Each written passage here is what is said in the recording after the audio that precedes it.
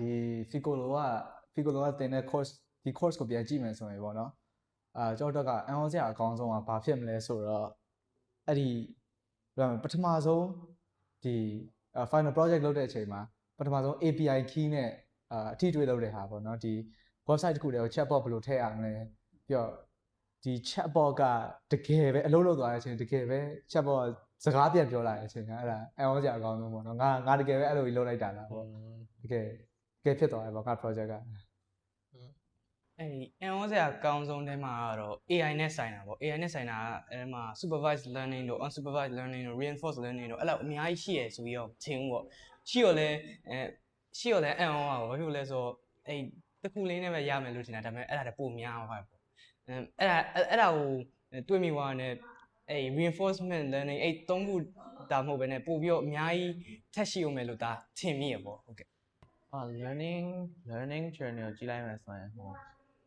teachable machine တော့ supervised unsupervised learning ကအန်ဟောစရာကောင်းတော့တယ်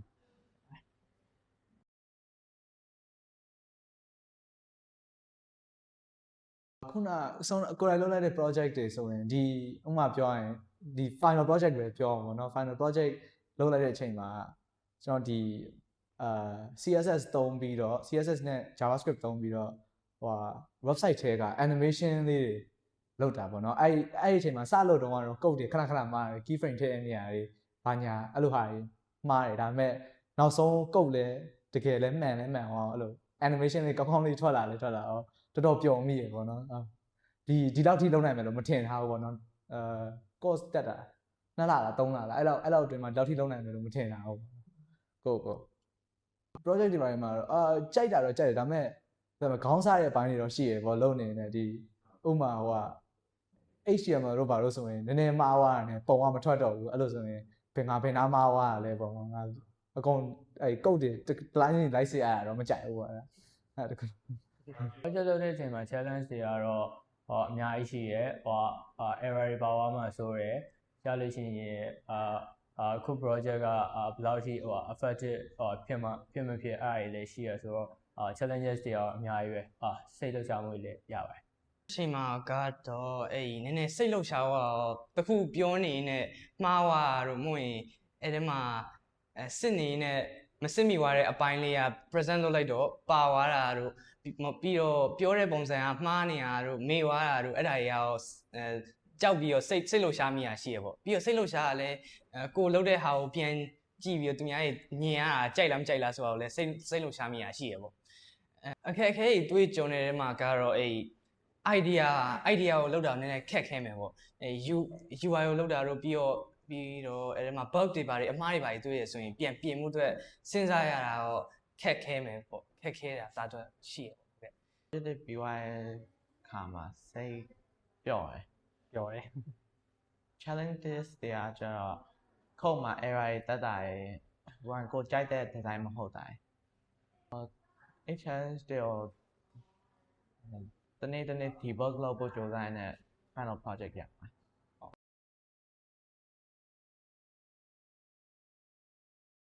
ကျွန်တော် final project လုပ်တော့ကျွန်တော်ကဒီမြန်မာနိုင်ငံမှာရှိတဲ့လူတွေရဲ့ mental health back ကို support လုပ်ပေးရတဲ့အနေနဲ့ဒီ therapy website တစ်ခုလုပ်ခဲ့တယ်ပေါ့နော်therapy website မှာခုနမေးလိုက်တယ်ဘယ်ဟာအကုန်အယူရဆုံးလဲဆိုလို့ရှိရင်တော့ကျွန်တော်အဲ့ပထမဆုံးပြောရရင်တော့အကုန်ရတဲ့ဟာတွေအများကြီးပဲပေါ့နော်တခါမှဒီလောက်ထိပြောရမလဲ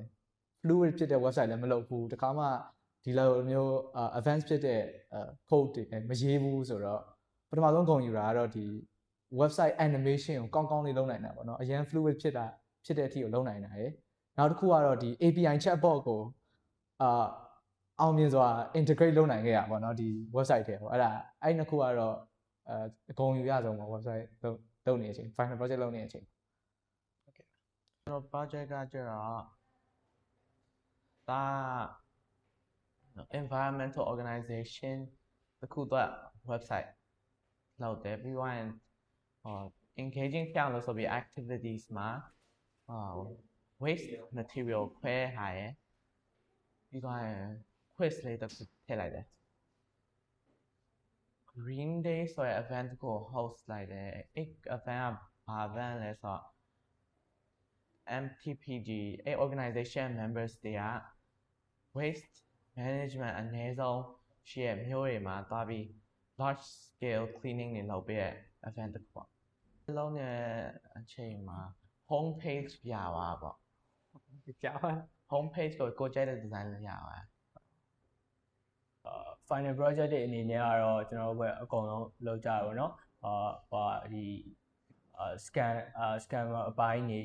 ဒီလိမ်လည်မှုနဲ့ပတ်သက်တဲ့အပိုင်းတွေလုပ်တဲ့ environmental ပတ်ဝန်းကျင်နဲ့ပတ်သက်တဲ့အပိုင်းတွေလုပ်တဲ့ကျွန်တော်ကတော့ဒီ football website အနေနဲ့လုပ်ခဲ့ရပေါ့နော်ကိုကနံပါတ်ဒီ football ဒီဘောလုံးကစား football website တစ်ခုအနေနဲ့လုပ်ရတာလည်းကောင်းပါတယ် project ထဲမှာလုပ်နေတဲ့ဂုံ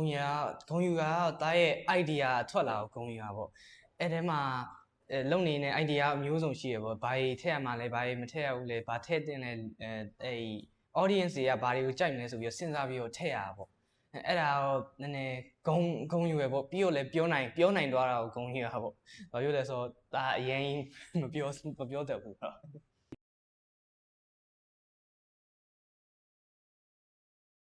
ွန်တော်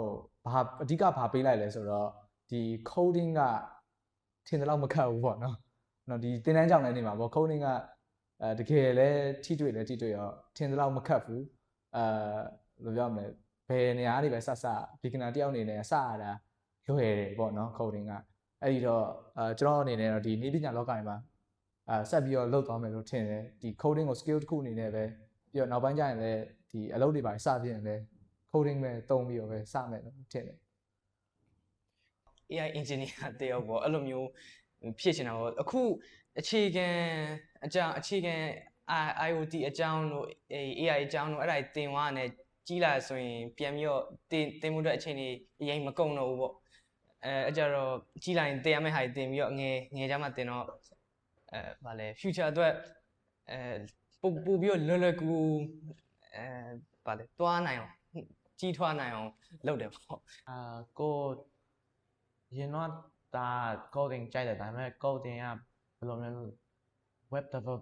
developer လား game developer လားဆိုတာမသိဘူးဒါပေမဲ့ကိုကျတော့ web developer ဖြစ်ချင်တယ်ဆိုတာသိပါတယ်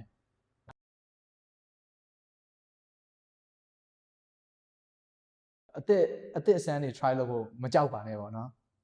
coding ကမှားလဲဘာမှမဖြစ်ဘူးသိရမလားတခါလေးဆို AI နဲ့ပြန်ပြင်လို့ရတယ်ရှိတယ်ပေါ့နော်အဲ့တော့don't be scared ပေါ့nervous မဖြစ်နဲ့ပေါ့နော်လှုပ်ချပလိုက်ပေါ့လှုပ်ချင်တာရှိလို့ရှိရင်တော့ပြောလာတက်ဖို့လဲပြောချင်ပါတယ်တခြားဟာအကြံပေးချင်တာဆိုတော့အကြံပေးစရာမရှိပါဘူးတကယ်တော်တော်အဆင်ပြေပါတယ်လောက်ပါဒီဘက်မှာ stress free လည်းဖြစ်တယ်ပေါ့နော်တိတ်ပြီးတော့တခြားသင်တန်းတွေလိုမျိုး stress လည်းအရင်မပြီးဘူး homework လည်းတိတ်မပေးတော့ဆရာerror တန်း nervous မဖြစ်ဖို့ excited မဖြစ်ဖို့ပေါ့ error စိတ်အေးထားပြီးဖြည့်ရှင်းလိုက် error ဖြည့်ရှင်းနိုင်တယ်ပေါ့ပြောရရင်ဆရာမရဲ့ဆရာလည်းအကူအညီတောင်းလို့ရတယ်နောက်ထပ်အတန်းတက်မဲ့လူတွေကိုဒီ code တွေရေးရဲ့အခါchallenge တွေရှိတဲ့အခါ error တွေပေါ်မှာမကြောက်ပါနဲ့ဒီဆရာဆရာမတွေနဲ့ teacher you know